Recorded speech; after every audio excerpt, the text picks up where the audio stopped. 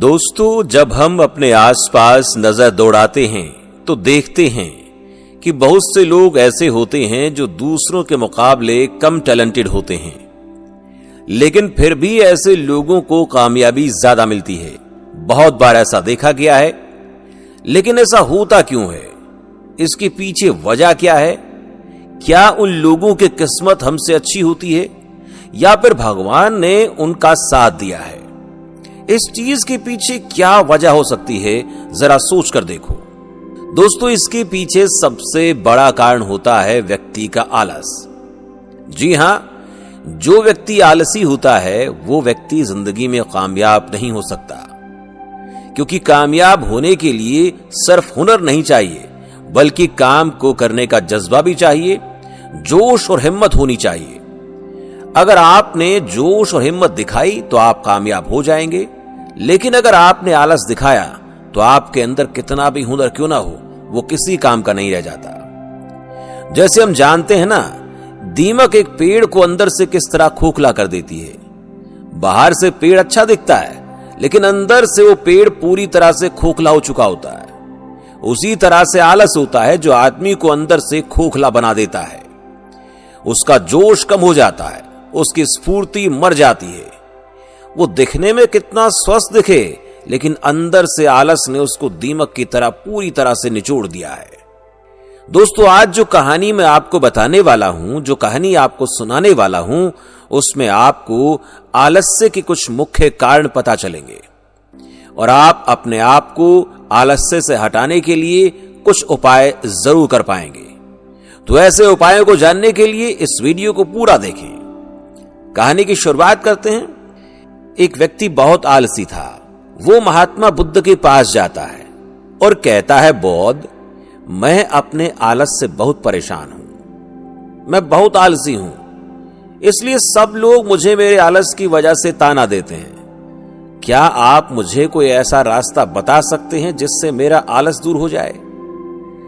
यह सुनकर बुद्ध उस आदमी से कहते हैं कि तुम आलसी आदमी हो, तुम्हें कैसे पता? इस बात का उत्तर देते हुए आदमी बोला, बुद्ध, सब लोग तो कहते हैं कि मैं बहुत आलसी हूं, तो उससे कोई काम ठीक से नहीं होता। तू हर काम को टालता रहता है और न जाने ऐसी क्या क्या बातें करते रहते हैं, और मेरे परिवार के लोग भी मुझे आलसी कहते हैं। यह सुनकर बुद्ध ने उस आदमी से पूछा, तुम्हारे पास क्या आलसी होने का कोई प्रमाण है? क्या तुम ये सिद्ध कर सकते हो कि तुम एक आलसी आदमी हो? यह सुनकर वो बोला, बुद्ध, मैं कभी सुबह जल्दी नहीं उठ सकता। हर काम को आदत है टालने की। तो मुझे लगता है कि आलसी होने के लिए क्या यह प्रमाण काफी नहीं? उस आदमी की बातें सुनकर बुद्ध कहते हैं, आलस्य को समझने के लिए हमें यह जानना जरूरी है कि आलस्य वास्तव में होता क्या है और वो किसी आदमी के शरीर में कैसे जन्म लेता है, कैसे पैदा होता है। अगर कोई आदमी अपने काम को पूरी तरह से मन लगा के नहीं कर पाता, उस काम के प्रति उसमें जोश नहीं रहता, उसमें उत्साह नहीं है, तो उसका कारण आलस होता है, उसकी वजह आलस्य होती है। आलस्य जोश और उत्साह के बिल्कुल उल्टा होता है। इसको जानने के लिए यह समझना जरूरी है कि आलस्य आदमी के शरीर में दो प्रकार से जन्म लेता है। व्यक्ति के शरीर में दो तरह से आलस पैदा होता है। उसके प्रकार हैं, एक शारीरिक स्तर का आलस और दूसरा मानसिक स्तर का आलस। ये कहते हुए बुद्ध ने उसे समझाना शुरू किया। सबसे पहले मैं तुम्हें बताता हूं कि शारीरिक आलस्य क्या होता है। इसके बाद बुद्ध ने अपने धम्म के भिक्षुओं की तरफ इशारा करते हुए कहा कि तुम जरा गौर से इन भिक्षुओं को देखो, इनका चलना देखो, उठना देखो, बैठना, लेटना सब देखो। देखो, इन भिक्षुओं के चलने में एक तालमेल है, एक लय मिलेगी, इन्हें एक आनंद महसूस होता है। और इनके बैठने की मुद्रा को देखो, इनकी रीढ़ की हड्डी बहुत सीधी होती है, गर्दन थोड़ी सी उठी होगी, और जब ये लेटते हैं, सोते हैं, तो इनका पूरा शरीर एकदम शांत हो जाता है, स्थिर हो जाता है। लेकिन जब आलसी आदमी चलता है तो एकदम झुककर चलता है, थका थका सा महसूस करता है। वो बिना आनंद लिए चल रहा होता है उसको अपनी चाल में कोई खुशी नहीं होती। तुम्हें याद रखना है, 70% से भी ज्यादा आलस्य हमारे उठने, बैठने, चलने फिरने, लेटने और काम करने के तौर तरीकों से पता हो जाता है। अगर हमने अपनी अवस्थाओं को ठीक से समझ लिया, हम ठीक से चलेंगे, होश के साथ, जोश के साथ उठने बैठने का अभ्यास करते हैं तो हम आलस्य को त्याग सकते हैं। यदि हम प्रयास करते हैं तो हमारा 70% आलस तो वैसे ही दूर हो जाएगा। शारीरिक स्तर पर आलस का दूसरा मुख्य कारण माना जाता है ठीक प्रकार से नींद का न लेना।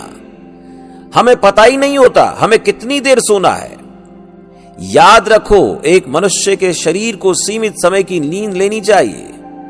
यदि वो उस समय से ज्यादा नींद लेता है तो भी आलस्य है, और यदि वो सीमित समय से कम नींद लेगा तो भी आलस्य का शिकार हो जाएगा। यह सुनकर वो आदमी बोला, बुद्ध, एक मानव शरीर को कितनी नींद देनी चाहिए? इसका जवाब देते हुए बुद्ध ने कहा, एक मानव शरीर को कम से कम 6 से 8 घंटे की नींद लेना बहुत जरूरी है। यदि आपका शरीर बहुत ज्यादा थका हुआ महसूस नहीं कर रहा तो 6 घंटे की नींद, और यदि उससे ज्यादा थका हुआ फील कर रहा है तो 8 घंटे की नींद लेनी चाहिए।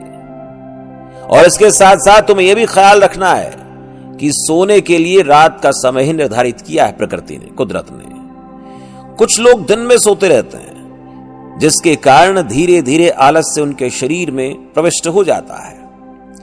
शारीरिक तौर पर आलस्य का तीसरा प्रमुख कारण होता है सुबह जल्दी न उठ पाना। पूरी प्रकृति कहती है, पेड़ पौधे बताते हैं, पक्षी बताते हैं कि सुबह सूर्य उदय होने से पहले उठ जाया करो। इन पक्षियों को देखकर समझ सकते हैं कि प्रकृति ने मनुष्य के जागने के लिए कौन सा समय नियमित किया है।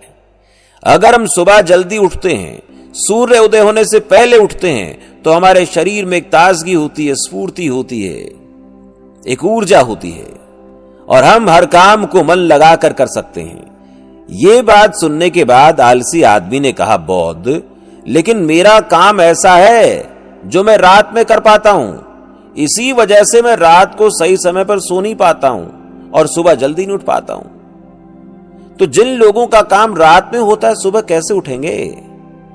ये सुनकर बौद्ध कुछ देर सोच विचार करते हैं और उसके बाद कहते हैं, जिन लोगों का काम रात में होता है उन्हें अपना वो काम पूरी तरह से मन लगाकर करना चाहिए। और यदि ऐसे लोग रात में काम करके दिन में भी सो लेते हैं और सीमित समय की नींद लेते हैं तो भी आलस्य से बच सकते हैं। लेकिन रात में जितनी गहरी नींद आती है उतनी गहरी नींद दिन में नहीं आती, क्योंकि दिन में शोर शराबा हंगामा बहुत ज्यादा होता है, जिससे आदमी अच्छे तरीके से अच्छी नींद, गहरी नींद में सो नहीं पाता। और जो आदमी दिन में सोता है उसे कुछ ऐसी व्यवस्था करनी चाहिए जिससे बाहर का शोर शराबा, हंगामा, कोलाहल उसकी नींद में व्यवधान पैदा ना कर सके। भोजन भी सही समय पर करना चाहिए। कुछ लोग भोजन ऐसे करते हैं जैसे उनमें कोई जान नहीं है।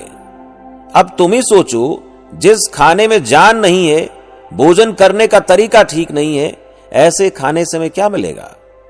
वो खाना तुम्हारे शरीर को ऊर्जा कैसे दे पाएगा?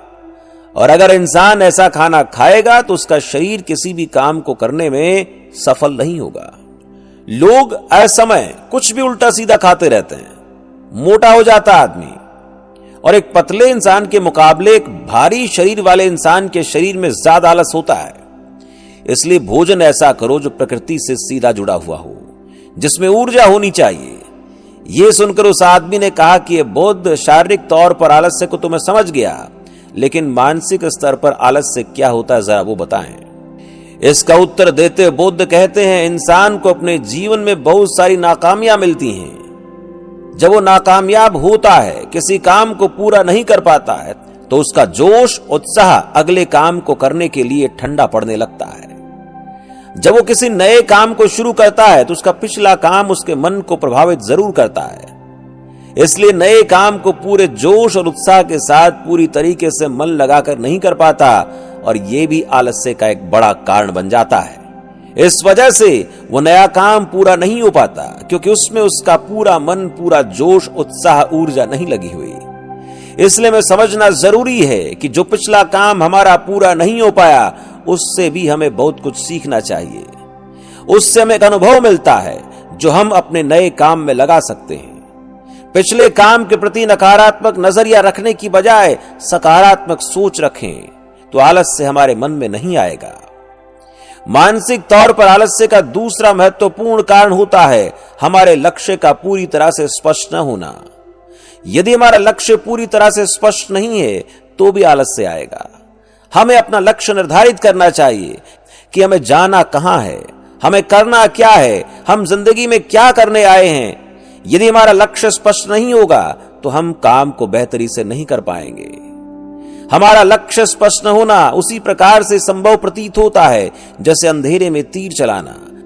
इसलिए बुद्ध उस आलसी आदमी से सवाल पूछते हैं, मान लो यदि तुम किसी जंगल में फंस गए और तुम्हारे पास खाने पीने के लिए कुछ नहीं है तो तुम्हें क्या करना पड़ेगा? तुम्हारे पास उस वक्त क्या हथियार होगा, क्या रास्ता होगा? तो आदमी कहता है, बौद्ध में जिंदा रहने के लिए जंगल में खाने पीने के सामान की तलाश करूंगा, उसे ढूंढने का प्रयास करूंगा ताकि मैं जीवित रह सकूं। बौद्ध कहते हैं, अगर तुम्हें फिर भी खाने पीने का सामान नहीं मिला तो? इसका जवाब देते हुए आदमी कहता है, बौद्ध, किसी भी प्रकार से किसी भी कीमत पर मैं उस जंगल से बाहर निकलने की पूरी कोशिश करूंगा यदि मुझे जंगल में खाने के लिए नहीं मिला। तो बौद्ध ने कहा, तो इससे स्पष्ट होता है कि तुम्हारे सामने तुम्हारा लक्ष्य पूरी तरह से प्रत्यक्ष है। तुम्हें भोजन की तलाश है और भोजन की तलाश के लिए तुम्हें कुछ भी करना पड़े तुम करोगे।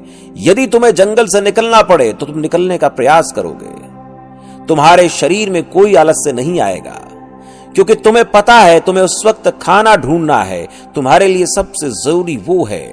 यदि तुम्हें भोजन नहीं मिला, पानी नहीं मिला, तुम भूखे प्यासे मर जाओगे। तो तुम्हें अपने भोजन की तलाश करनी है, पानी की तलाश करनी है। यही तुम्हारा लक्ष्य है।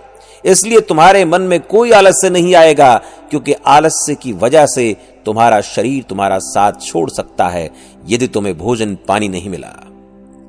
उसी तरह से हमारे दैनिक जीवन में हमें हमारे लक्ष्य को स्पष्ट करना होता है।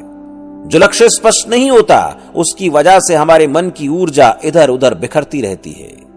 तो बौद्ध कहते हैं, अगर हमारा लक्ष्य स्पष्ट होगा तो कोई आलस्य, कोई ताकत हमें हमारा लक्ष्य प्राप्त करने से नहीं रोक सकती।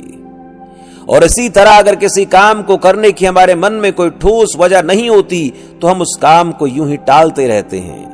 और जिस काम को हम टालना शुरू कर देते हैं वो काम कभी पूरा नहीं होता। यदि होता भी है तो उसके अंदर वो पूर्णता नहीं आ पाती। हमारे मन में यह बात समाई होती है, इस काम को करके कुछ फायदा तो होगा नहीं, फिर क्यों करें? इसलिए किसी काम को करने के लिए उसकी ठोस वजह जानना जरूरी होता है। बहुत सारे लोग व्यायाम करने का महत्व नहीं समझते क्योंकि वो इसकी वजह नहीं देख पाते। उनको ऐसा लगता है कि व्यायाम करने से क्या फायदा होगा। लेकिन जो व्यक्ति, जो मनुष्य दूरदर्शी होता है, भविष्य दृष्टा होता है, जो देख पाता है कि अगर आज व्यायाम नहीं किया तो आने वाले कल में मेरा शरीर मेरा साथ छोड़ देगा, मैं बीमारियों से ग्रस्त हो जाऊंगा, रोगों से ग्रस्त हो जाऊंगा।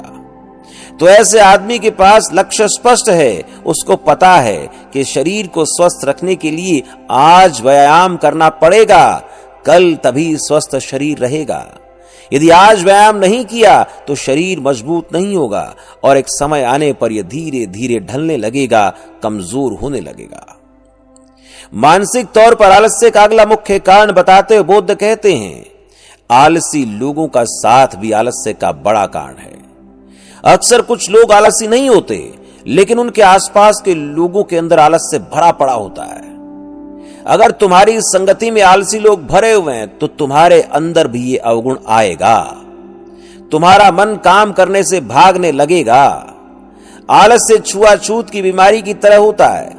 जितने ज्यादा आलसी लोगों से तुम घिरे रहोगे उतना तुम्हारा काम करने का मन नहीं करेगा। तुम्हारा शरीर, तुम्हारा मन आलस्य को पकड़ लेगा। वही मानसिक तौर पर आलस्य का अगला मुख्य कारण बताते बुद्ध कहते हैं, काम को टालते रहना। कुछ लोगों की ऐसी आदत होती है कि आज के काम को कल पर, कल के काम को परसों पर टालते जाते हैं। और आज का काम कल पर, कल का काम परसों पर यदि हम टालते हैं तो धीरे धीरे यह हमारी आदत में शुमार हो जाता है। और ऐसा करते करते हमारी आदत काम को टालने की हो जाती है और ऐसी आदतें, ऐसे अवगुण आलसी लोगों में होते हैं। इसलिए कभी भी किसी भी काम को कल पर मत टालो।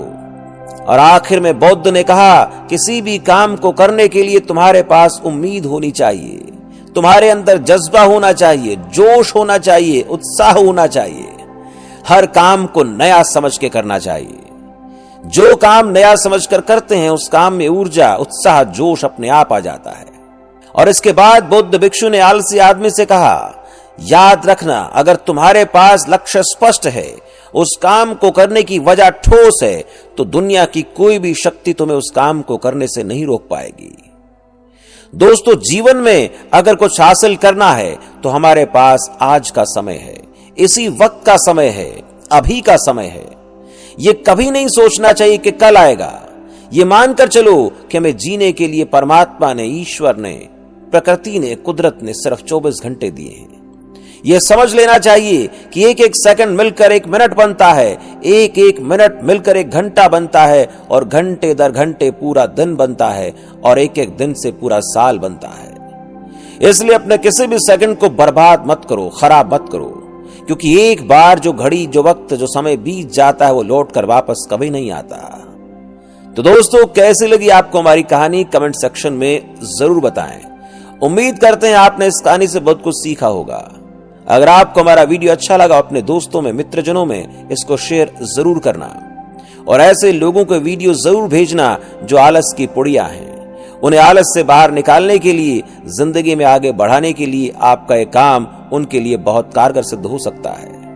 और इसी प्रकार के वीडियो पाने के लिए द बुद्धा शो आपके अपने चैनल को सब्सक्राइब कर लें, बेल नोटिफिकेशन ऑन कर लें, ताकि आप तक हमारी हर कहानी बिना रुकावट पहुंचती रहे।